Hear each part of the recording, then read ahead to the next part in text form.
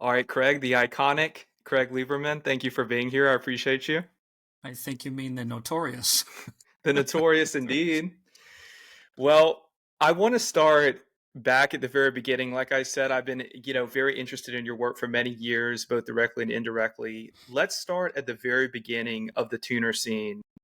Before I even knew anything about a tuner car, I want to know how you got into it, what your kind of formative years were like. Okay, so my dad didn't give a shit about cars. He couldn't care less about cars. He wouldn't know a spark plug from a butt plug. He just wasn't in the cars. But I grew up in Newhall, California, which is about 20 minutes north of Hollywood, and that where I lived, there were a lot of car movies or TV shows being shot. Dukes of Hazzard, right down the road from me, about 3 miles. Uh, Knight Rider, Chips, The Fall Guy. What are they? I'm missing a couple of other shows. And there's just a lot of stuff being filmed out that there. So, and it kind of piqued my interest in cars and being in kind of a small ex-Western kind of town, like there's an old town about down in the canyon, and that started it all. And my high school was named after an actor who starred in westerns. Okay, so it was a small town, 50,000 people. Me and my bicycle, my skateboard, and I traveled. So I got to be interested in cars. But in my high school, everybody had pick 'em up trucks, right? Big brass belt buckles and all that kind of stuff. They were in the horse. I didn't care anything about that because mostly the girls were not cute. Sorry to say that, but a lot of guys were into like Trans Ams and muscle cars and all that. And having grown up in those cars, American cars, I knew that they were not very good cars. They didn't handle well. They can go fast in a straight line for about 50 feet before they turn into the curb and kill people, that kind of thing. But no, muscle cars were a big thing. But I just wanted to be different, so I went out and get an idea of what kind of cars I want. And I told my dad I want a BMW. Like they had that 320s were coming on scene at that time, and instead he gave me his leased 1981 Isuzu iMark sedan, which is basically Opel car. It's called the Opel Gemini in other countries. It had a 1.8 motor with an automatic transmission, and it made 78 horsepower to the wheels.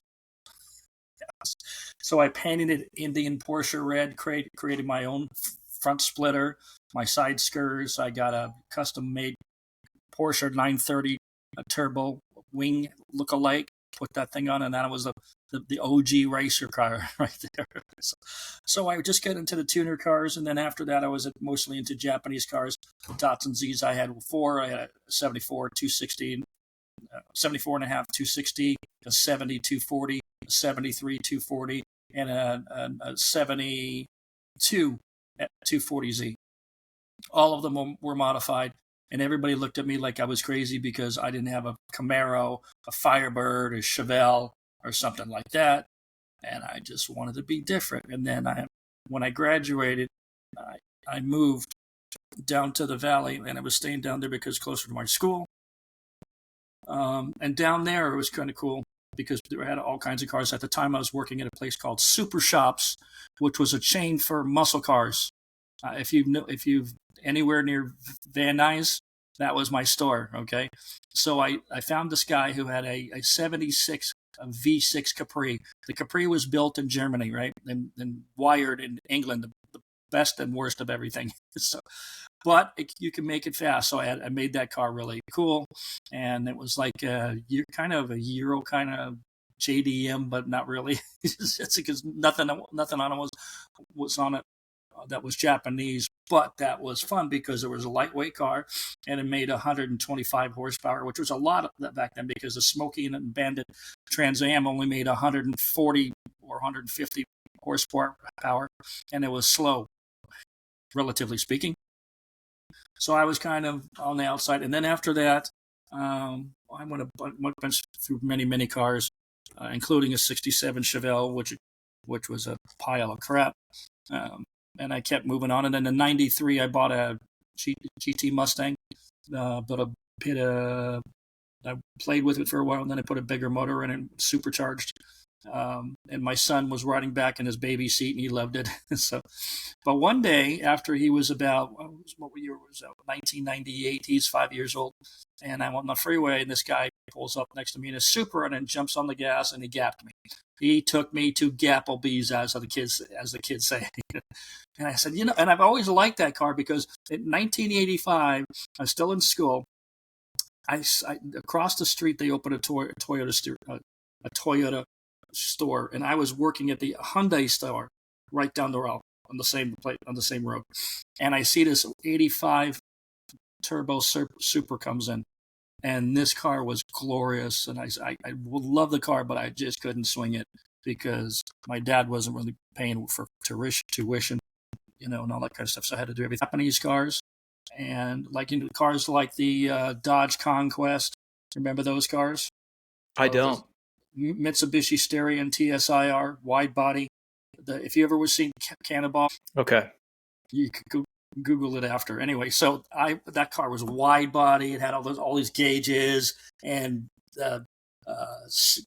graphic equalizers and shit. Because I grew up watching television on channel 2, 4, 7, 9, 11, 13, and 52, and if you go between 52 and 3, you can see the nudie channel, right? With the rolling, you remember that? When everything is blurred out. Yeah, it's like everything is really blurred out past 11 p.m. Something like this. I saw a nipple. That's big. You got to be looking. When you're 13, that's big stuff, man. Other than that, all you have is the JCPenney catalog. But cars and my girlfriend was my priority. Seriously. Of course.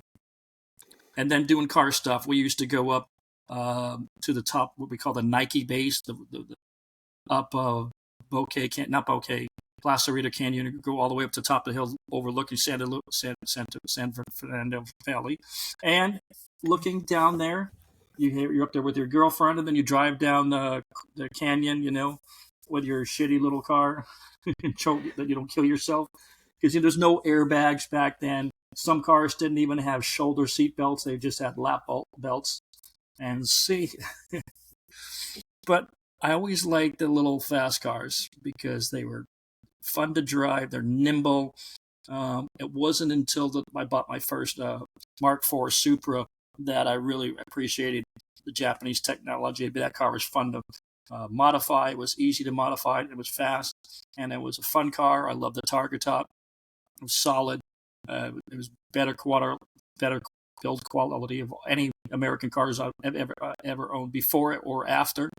And so there was just a great car. And then one day I'm standing at a car show, and this old guy comes up talking to me. He was probably about the age I am now today, but this was back in the year 2000.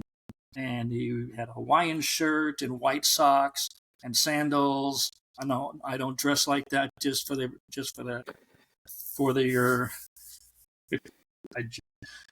your information. Anyway, so he walked away, and I didn't think anything about it. And about a week later, he calls me up. At the time, at my office, I was working for Peterson Publishing, who publishes Hot Rod, Carcraft, and all those magazines, including Super Street. And I was the director of NIRA, National Import Racing Association. It was a professional racing association. We had 11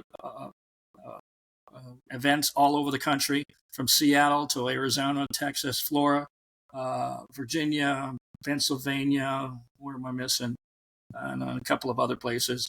So he saw the ad in the magazine, and he just dialed the phone number in the ad, and it rings to my desk. So he says, my name is David Barter. I'm working on this movie called Redline, and I see this ad for racing, and we were looking for these kinds of cars. Do you think you could take some time and have a conversation with me? I said, sure. So he comes to my office, 8th floor on Wilshire Boulevard, and he sees this plaque that I have up on the wall with a picture of my yellow Supra that he saw a week ago at the car show. And he says, yeah, these cars. I'm talking about the cars and all that. He goes, yeah, I saw a car just like that. I looked at him, and that's That's my car. Don't you remember talking to me? It was a week ago. What, all white people look alike? So we had a laugh. So he goes, so we hit it off right away. So he grabbed me and he says, okay, let's go to lunch. And he pulls out a little bag and he puts a script on top of the table and $100 bill. And he says, here, this is for you. So what are you talking about? Said, I want you to read it, and then I know you're going out of town for the rest of the week, but when you get back, we can have a meeting. We're talking about, I need your input on it. So I get on the airplane to go. I was going to Maryland that weekend, and I'm reading this thing. My wife's sitting next to me, and I'm laughing, and I'm like, well, they have mentioned some of the cool Japanese cars, but they have the pecking order kind of reversed. They're going from a good car to a crap car. And some of the dialogue was way off because obviously nobody is deep in the tuner scene or even the car scene. They knew about American muscle cars, but they didn't know anything about tuner cars. So they didn't know the terminology or how it works. And so I told him a few things, and he says, okay, how about this? At the end of the lunch, he says, I'll tell you what, I want you to come see us at Universal. I'll get you a gate pass. I'll set it up for Tuesday or Friday. I said it was Tuesday, and he said Friday. And can you bring your little jalopy with you? And I said sure, the yellow Supra. So I show up to the gate. This is a fun story. I pull up to the gate, and a very serious looking guard. The guy looks like a cross between the guy from Samuel L. Jackson from Pulp Fiction and Forrest Whitaker. But he looked like a guy was no bullshit, kind of guy that like, you don't do anything that he doesn't tell you to do. And I said, hi, I'm here, Craig Lieberman, to see David Martyr. And he turns his back, doesn't even acknowledge me, picks up the phone. He's here. And you pull over right there and don't move. And then now I think I'm in trouble. So I pull right over. If you could look at the side of the gate, there's a picture of it on Google. And then another guy comes with those golf carts with a little siren on the top, right? It's a little blue siren, makes a U-turn and says, follow me. We pull up next to the commissary, pull the car up to the side. He brings these chrome stanchions with velvet rope, and he said, just stay here. Somebody will be with you in a few minutes. And then I'm waiting. It's a hot day. I have the Targa top off, and I'm already hot. And about 30 people come walking out. I thought they were just walking into the restaurant. This was the production team. It was the script writers, the producer, the director, Valdemar Kalinowski. I can never say his name. He was the costume guy. The art director is there. Paul Walker, Vin Diesel, who I didn't know Paul Walker. I never seen it. I've seen him, but I don't remember if I saw that movie Boiler Room before or after. I don't remember, honestly. But he looked familiar to me anyway. So they were walking around the cars, and we had two giant nitrous bottles on the back. And everybody was asking, why do you have oxygen bottles in your trunk? It's not oxygen, it's nitrous oxide. What do you need that for? And I said, well, you don't really need it, but it does help.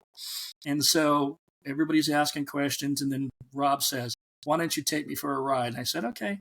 So we get in the car, and you live in the Valley, do you? Echo Park, actually. So funny enough. So now I'm going on the 101 North, where Lancashire is, as you come down the hill. Okay, Valley, I get on so I'm on second gear, and the Targa top is off, right? And I start rolling into the gas, and when we get up to the top about 4,000 RPMs, I floor it. By the time I'm on the freeway, I'm doing 135 miles an hour. And Rob is like, is that the nitrous? Is that the nice nitrous? I said, no, that's the turbo. And he goes, I love it. I love it. Oh, I love it. I love it. I love it. So we get back. We stop. He doesn't have that hair. He was already bald by that time. But he gets out of it. And then the tram comes around the corner with all these people. And they see all these people, talking about this car right here. And he goes, oh, hey, that's Rob Cohen. He did the movie. What was it called? The one where he was running away.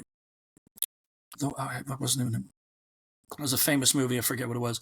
The one with Arnold Schwarzenegger, where he goes down the sled down. What was that thing? I don't know. Yeah, I forget the name of the movie. It was. Yeah.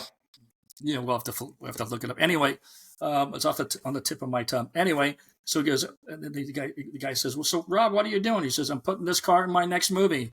And I'm sitting up there, "You are?" I don't remember that discussion. So he takes me upstairs into his office. It was like a 3 or 4 story building right next to the gate. And I got to tell you this, that office looked like everything I thought a director's office would look like. Stacks of scripts and all that kind of stuff. Pictures of him with Arnold Schwarzenegger. The Running Man. That's what the name of him. I see. Okay. I remember that film. So my boss, David Martyr, as it turned out, he was going to be my boss. Yeah, I would tell him this stuff. I said, "Well, here's what you got going on. It's clear that you guys did a lot of research and everything. There's some terms in here that don't really work, but we can fix those.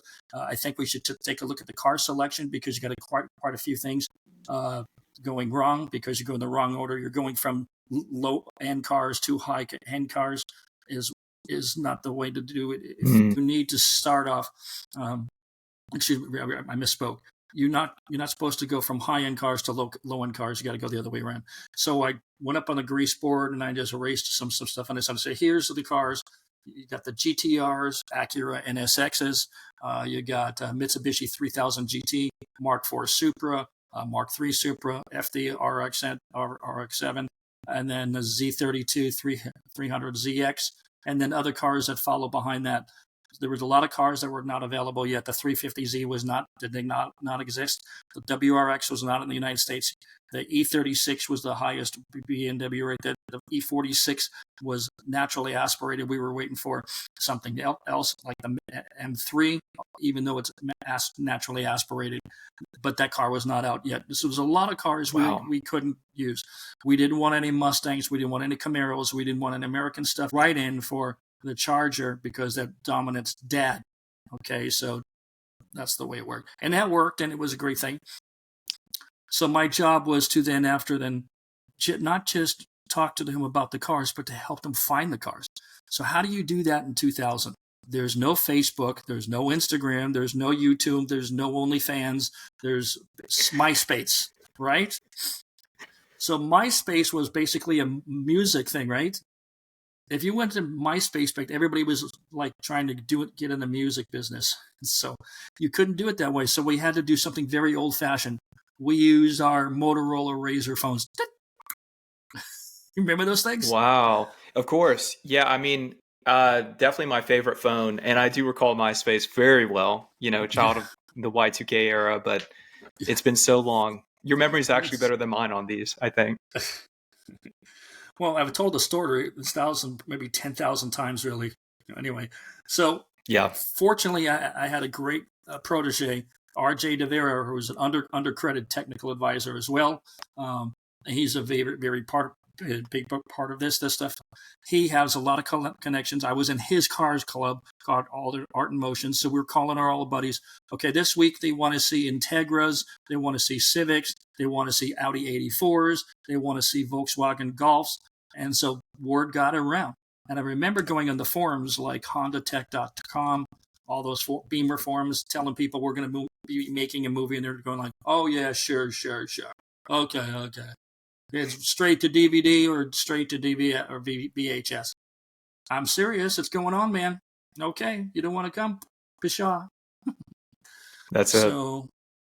But for the most part, people showed up. So we had to take some cars that we really didn't want initially. But it's like going into a bar at night. Okay. When you get there at 8 o'clock, you're going to be very particular about who you sit down and start a conversation with. But when last call comes around, you go with whatever's that's sitting at the bar. Fair enough. I hope these metaphors are working for your younger audience. They do. They're working nicely for me. It's funny because I still, even though I don't drink, I still understand the metaphor very well. So basically, the lights come on. It's 3 a.m.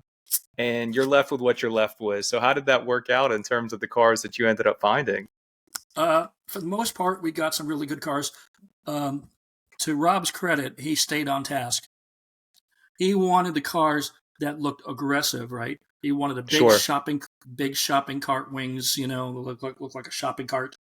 And they wanted big mouth bumpers. So some of the cars already had body kits, including mine. They said, no, we need to get bigger and more aggressive, more gills, strakes, vents, cooling ducts, whatever you call it, but big, wide mouth. Its car's got to look very, very aggressive. And so for most of the part, he nailed it. But my one car that I didn't think what was the best for the cast was the VW Jetta. Interesting. 3, but we couldn't afford it because for every car that you have to have multiple copies for stunt cars or backup cars, right? You have the shiny car called the Hero 1 car or Principal 1. You want a back replica, very close, okay. Right? And then you have to have multiple stunt cars and backups of those. So we had, I think, about 8 Supras in total. Wow. Okay. And you got to remember, we were on a budget. When we started out, it was $25 million. And then, fortunately, David Martyr's wife her name is Cool Martyr. And at the time, she was the vice president of production at Universal. And Cool told David that, they're not going to give you any more money because they don't know anything about this movie yet. They haven't seen anything. You need to cut yourself a wild trailer, out of the dailies to get this thing pumped up. And then they did that. They got the editors to put something together. It came out fantastic by all accounts. And they got a raise because $25 million back then would fund a movie like When Harry Met Sally. It's a walk and talk movie, right? You got a few main characters and you're filming on maybe 3 or 4 sets. $25 million to do it. But to make a movie car, we needed $40 million. They gave us 39. Can't complain, but you saw. And being there on set on many days, watching this stuff, not in your age group, but I remember looking at my home movies, because they were filmed on this shit. Where's the camera? This is filming here. What is that? I've never seen that before. That's film. This says November 68. November 68. So what kind of camera is that? That's wild. An extent camera. They don't make it 8mm. When I open this up, it's a thin. See how thick this is? This is a roll of film. You've seen negative film, right? Sure. Mm-hmm. Okay, well, imagine it being this thick. It's not even. It's the thickness of my pinky. And it goes through a reel. You all see movie projectors from theaters. Okay, that's what this is. And so you still have all of that footage? Oh, no. This we didn't film on this. I'm just talking about when I was a kid, and they recorded me on this film. It looks, make you look stupid, don't you? And the same thing when you're standing there on set. The cars are only going by about 35 miles an hour. And they grab the e-brake, and it's not interesting. It's not dangerous. It's not even adventurous. I did more shit in that my high school parking lot every day.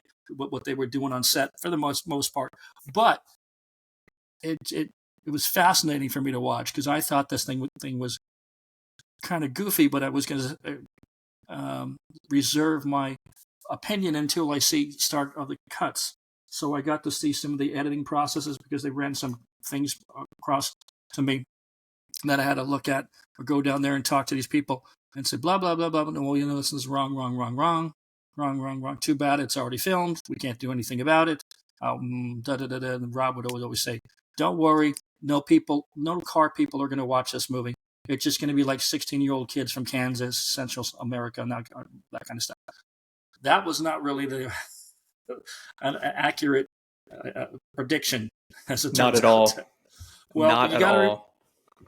Yes, but I was one of the guys who rented the cars out. They took my Supra and my Maxima, and then all my friends who were rented their cars, we all got invited to the first cut. So they opened a theater on site at Universal Lots, and it's called the Alfred Hitchcock Theater. And the producers and directors were there. They were sitting behind us and watching us, our inspections.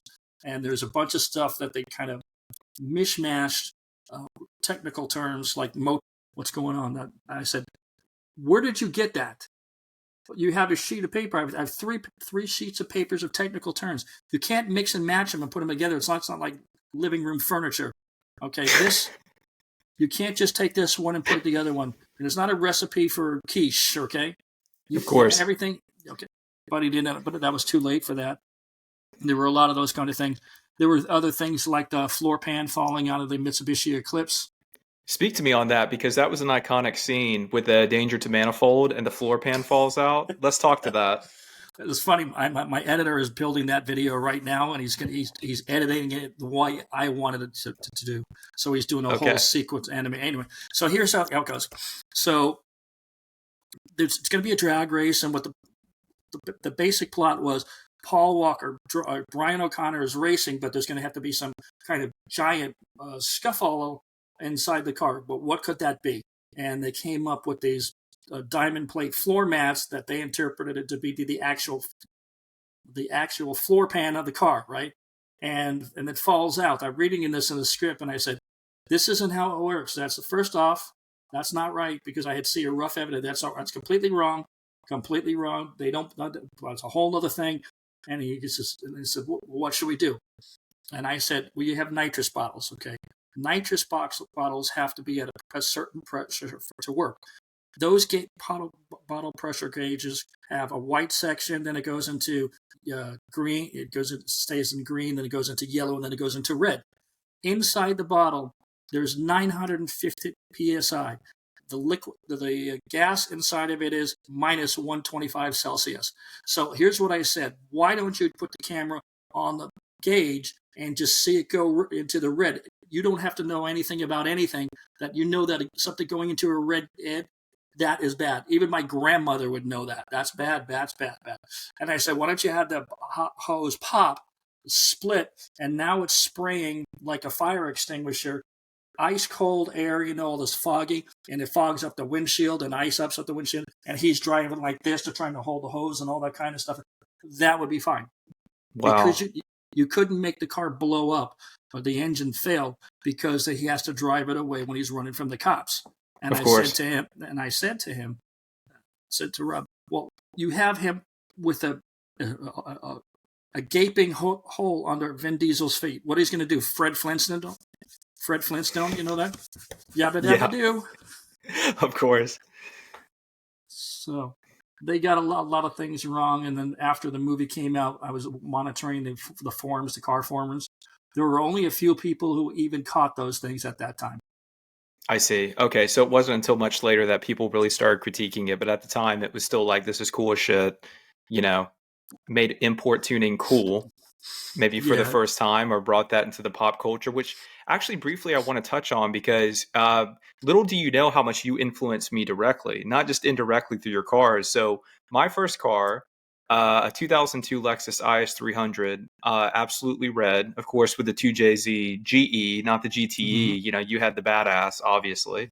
But your car, reason I had the IS300, and then also the Y2K aesthetic, I think that you built as a result of you tuning the car, that flowed into my own design, which ultimately flowed into fashion. Everything that I loved about Y2K started there. So I'm saying you specifically, not just the film, had a hand, I think, in a lot of the work I ended up doing in art. Just letting you know. Give me way too much credit or too much blame. That's what I've been telling everybody for 20 years. Yeah, take both for sure. But, it was when I saw it put together all again, I didn't see it all with it all the music. So I saw it, let me see, one time, one, two. Oh, there was another scene too. I was working for like 5 different departments at one time. They called me for sound engineering.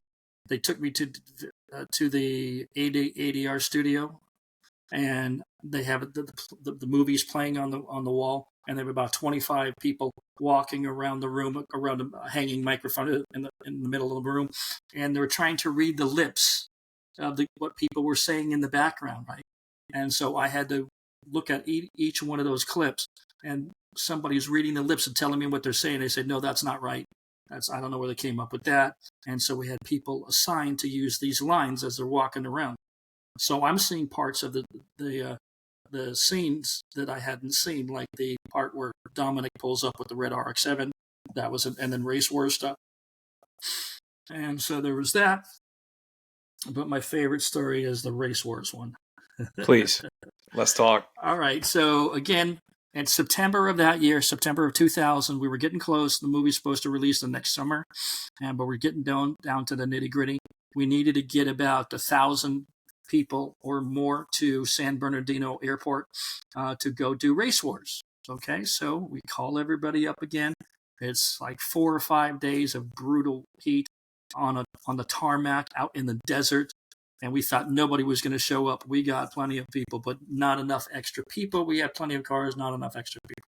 So there was a situation where we're trying to build up the suspense here, going with the race with Johnny Tran and what's his name, Chessie, right?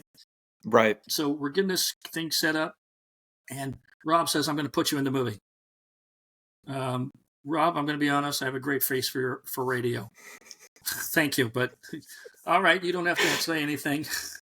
So he says, okay, because I'm starting the races, right? Because I have to keep my direction was keep these cars running every 10 seconds because we're filming way over here, but the background is you and the drag race.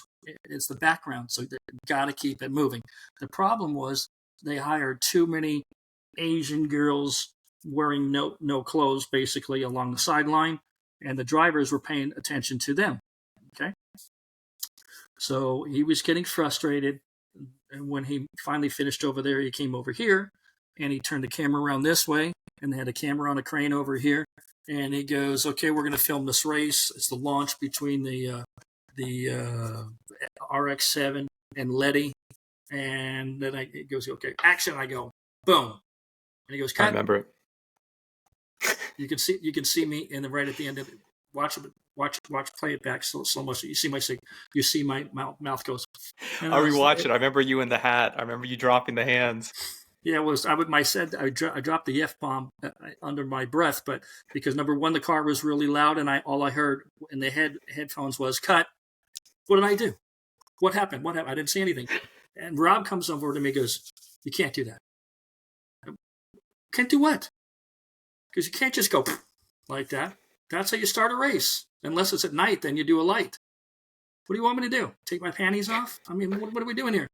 He goes, you got to build up some suspense. And I said, well, what does that look like, actually? And he goes, did you remember Top Gun, the opening scene?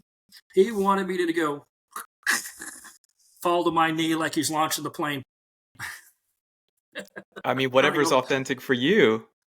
You know? And so I do it. He goes, that's it. Rob, I can't do that. Why? My friends are going to watch this movie. My friends, and he goes, your friends are not going to watch this movie. It's for everybody else. It's not for you, okay? So I'm backing up to the starting point where they have the little piece of blue tape. This is where I'm supposed to start. Sure. Back up there. And he goes, all right, just give me a few minutes. I got to do something else. And just keep them running, because we're just going to film some stuff taking over here. You're doing your thing. So I couldn't get the guys to go. And he's screaming in the phone, where are the cars? Keep them moving. And so I'm getting pissed because I know most of the drivers are going to, dude, they're all looking over there, right? And I'm going, dude, look at me. Dude, look at me. You see me? You got me? And they're going, yeah. And then I go, boom. And Rob says, that's it. You got it. Do that again. And then for years. It just sounds like so much fun, yeah. Yeah, for the next 10 years, anytime I went convoy with my buddies for some car show or anything, they pull up on me and they go like this. Classic, man. You inspired a generation, for better or for worse, you inspired a generation of street racers, which, say what you will, but it did a lot for the culture. Yeah, after the movie, though, they didn't have anybody to talk to the press about street racing and all that kind of stuff. So I got invited back to Universal at the back lot where they're doing the press junket. They're interviewing everybody on each street. Paul Walker's on one street next to my car, and so forth, and so forth, and so forth. And then on the last street, there's me and all the press from all over the world. All over the world. Sometimes people didn't even speak English, right? so we had to have a translator. Do you think that the number one question they had was, do you think Universal is glorifying or responsible for illegal street racing? And I shut them down real fast. I said, did you ever see American Graffiti? That was in the 1975 or so 1976. Interesting. Did you ever see? Yeah. Did you ever see Two Lane Blacktop? I could name a dozen different movies. Cannonball Run. Mm-hmm. People have to be responsible for their own actions. Are they glamorizing it? No. But when you look at it, some people are going to say, "Oh, that's so cool. We're going to do that." Are you worried about what's going to happen at the theaters at the opening night? I already know what's going to happen. Everybody's going to be revving their car. They do that every time they come out of a car show. They do it every time when they get on the freeway or they're going with their buddies. They do it all the time. So I did it myself when I was a kid. That way before Fast and Furious was even a nugget in somebody's brain. But that was it, man. But what it did do is this. All those cars that have the stickers on the side of the cars, all those companies participated because it was good for their business. And because I was a director of NYRA, I had the opportunity to ask these people to support the movie by giving us products or being part of the licensing product and kind of stuff. And it'd be great. And I think it would help your sales. And they had some faith in that. And after the years, I ran into these people, our sales went up like 1,500%.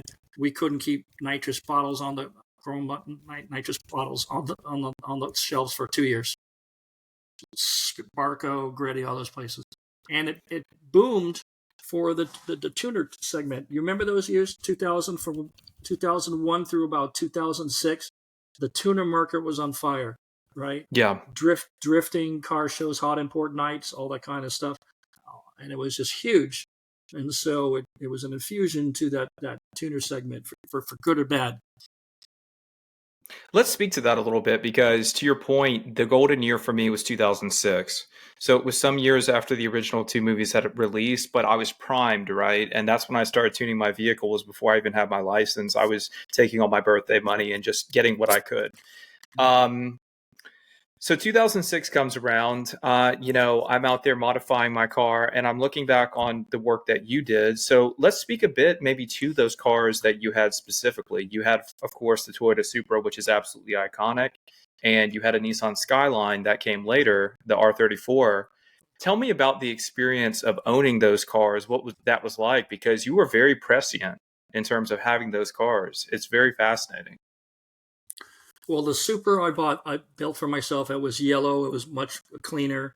It had rod melon and still and stuff. It was clean, tasteful, wasn't flashy. Because I've had sponsors like Gretty, I made sure that the decals were on the car because it was the whole premise of doing that car is great to get the greatest stuff, go to some shows, and and help all those other brands who help me build the car that I want.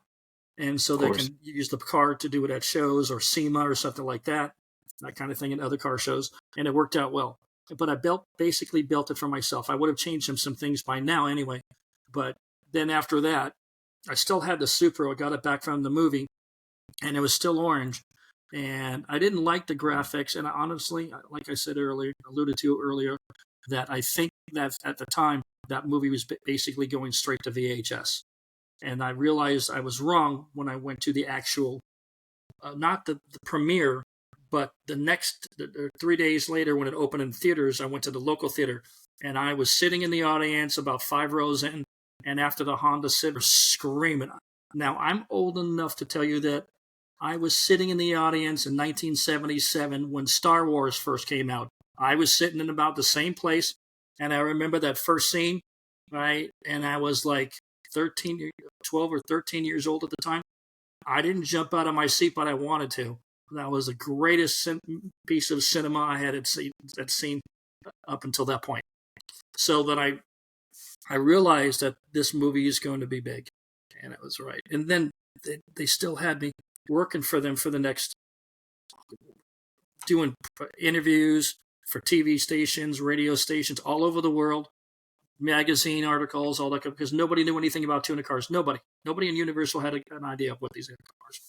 And then when it was all about done, they called me back again. Okay, we're going to be making Too Fast, Too Furious. So by that time, I'd already bought my Skyline GTR. It was the car I want because of Gran Turismo. And knowing what I know about the Japanese tuner market, that was the end all be all. I mean, that is the supreme car, the R34 GTR V-Spec. Boom, bye. So I modified that car. I changed it to be blue because I wanted that car to be a magazine car too.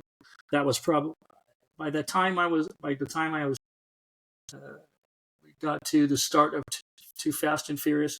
The cars had been in something like 16 magazines going back to 1996. The other cars I've had. So it was kind of a fun thing. It was just one thing that I wanted to do. And the main thing I was doing, I was building these cars for me, but a lot of it was to piss my dad off. Because he always said, cars are just appliances. They'll do nothing for you in life. So. It's sensible. At the end of the day, they're liabilities, but you know what? It's like the tuner culture. I mean, it brought an aesthetic that just gave people meaning. Truth be told, I mean, when you're young, it was just a subculture that gave people such meaning, including myself. I couldn't even describe what that was like. Going back to your earlier point, for me, it was metal, it was my music, it was my tuner car, and girls, right? I mean, it was the only three things I cared about as a teenager. So it's like, you know. Exactamundo. I switched my music likes because in the early 1980s, the long hair girls, the metal girls, were not very attractive. So I went over to the Duran Duran side kind of thing, Depeche Mode and all that kind of stuff.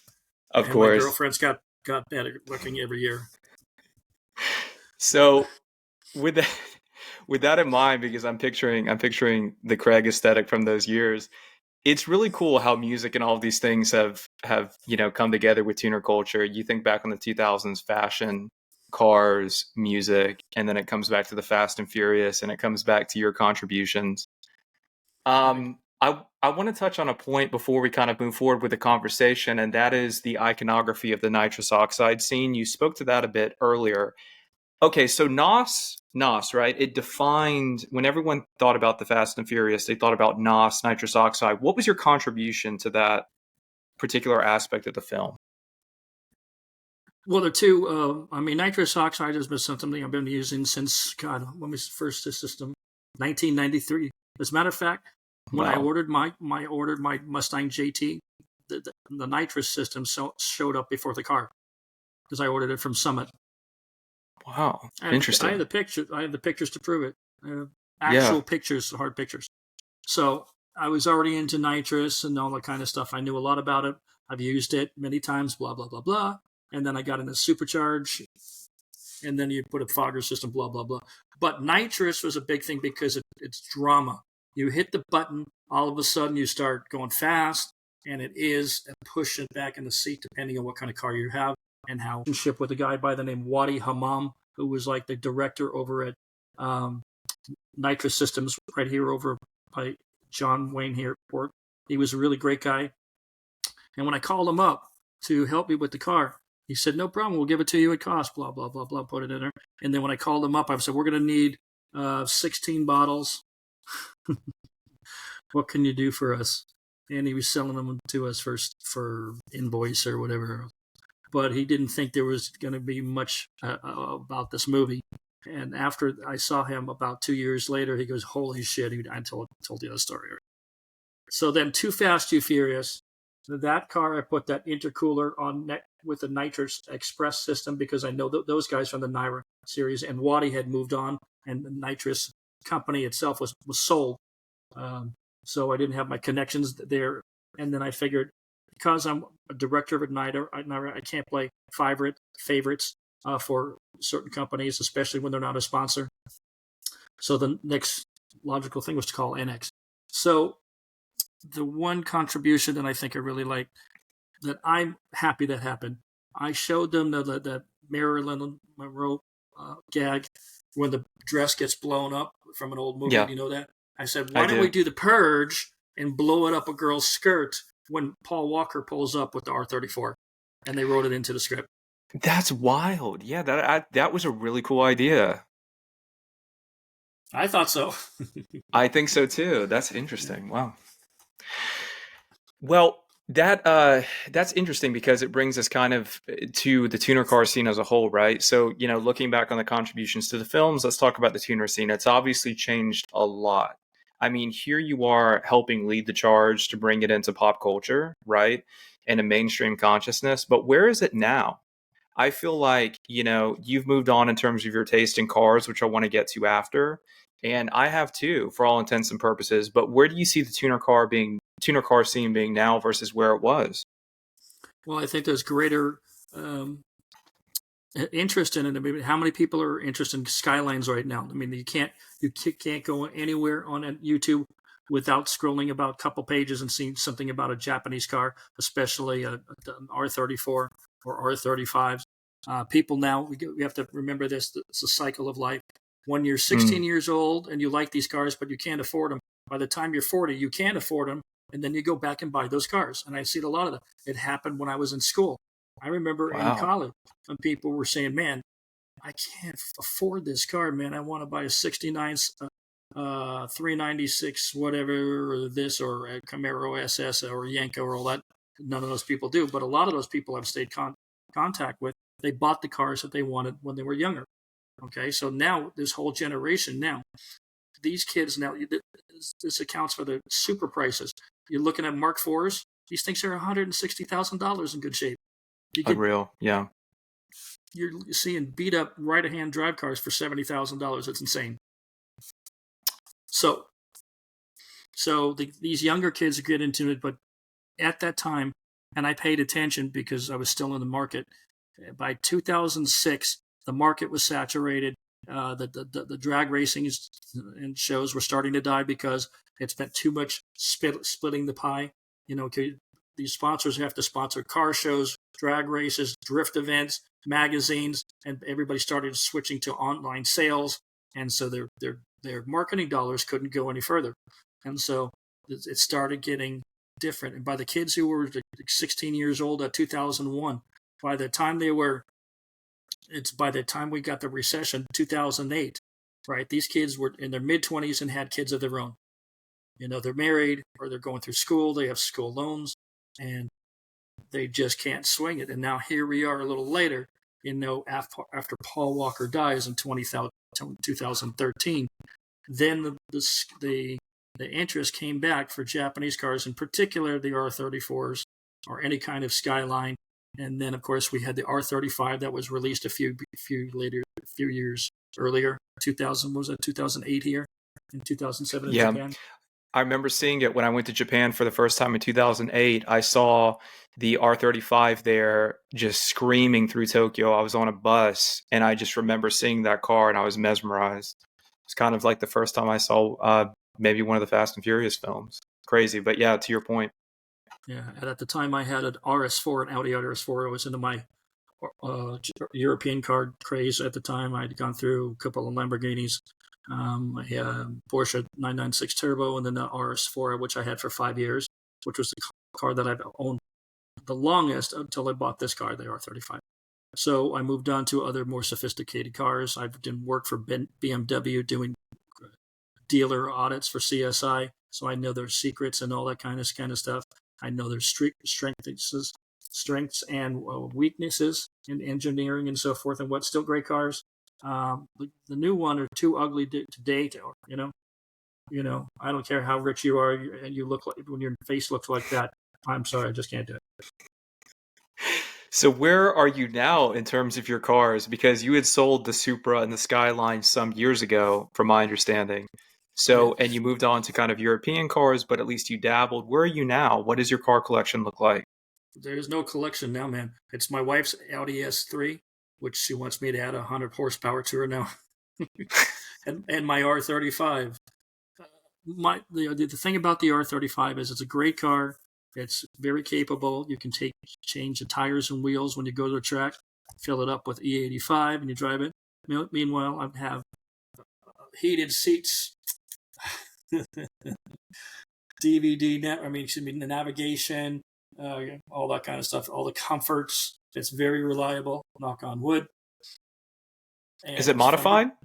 oh yeah, How modified? FPO, full bolt-ons, do the exhaust and intake pipes. You get injectors, pumps, E85 swap, transmission upgrade, that kind of stuff. That's it. It's a sick car. So what excites 650. you about the... Oh, go ahead. I'm sorry, Craig. It makes 650 at the wheels. That's good enough. It's a lot of power. So what, basically kind of bringing us into the conclusion of the interview, what excites you about the future? Like what excites you in the general sense about the future of, it could be car tuning, it could be the car industry. Everything obviously is headed towards a technological direction, but what excites you personally? Well, I'm hoping to come up with some kind of biofuel to extend the life of these cars, because otherwise these cars are going to be very expensive. I mean, if I had a moment and the time daily, I would go buy another Datsun 240Z, build the car the way I wanted it when I was a kid, with air conditioning this time. I know that about myself. I need air conditioning and audio, video, because every one of my cars had audio, video. So much so that I blew a window up going on the freeway. Absolutely wild. Well, it sounds incredible, Craig. I appreciate you taking the time today. And, I look forward to everything you do. Obviously, like I said, could you tell everybody about where to find you and some of the stuff you have working on right now? Yeah, so I've been traveling a lot to European car shows at the behest of Chrome Cars, is this company that are buying up a lot of the movie cars from the first two movies, because those are the ones everybody wants to see at this particular time. So I've been to Germany 5-6 times last year, or this past year, in Belgium, Netherlands, France, and Italy, all just this year. When I go out there, it's like 2002. It's like walking around hot import nights. That's what these car shows are like. It's the same kind of mindset. Everybody's respectful, kind. There's no brawling. There's no bullshit. It's just what it was 20 years ago, because Europeans have some chill. Apparently, Americans don't have any chill. And I don't know if that's a good thing for us or for a bad thing for us. But I can tell you this. I do not go to car shows in the United States anymore. I go to Well, I hope Cars I'll and get to Coffee. catch you. I go to Cars and Coffee on the Saturdays down here in South OC, San Clemente. That's where I go. That place is chill, but you're not going to see me at Fuel Fest or Hot Import Nights standing around my car for 9 hours. That's better things to do. But I still enjoy it, When people come up and talk to me about my car, or I see a cool car, I'll go talk to them. So that's it. And that's what these guys are. When I'm done at my show over in Germany, I usually latch onto some local car club and we go to dinner. And just like it was with my old car club 20 years ago. Even if I don't speak enough of the language, but I get enough to get it going. Usually they have some English, I have some German and some French. So it works out pretty well, and some Japanese. So it's like I said, I'm still doing this stuff, and I'm still doing Fast and Furious content on my YouTube channel, because there are a lot of things have changed over the years. Where do these cars go? More information come to light. Other stories surface from other people's perspectives, which I try to put those in as well. And it just rejuvenate my channel, because there are a lot of people who haven't seen this. Because when I put my first videos up, I only had like 5,000 subscribers. Now I have 213,000 subscribers.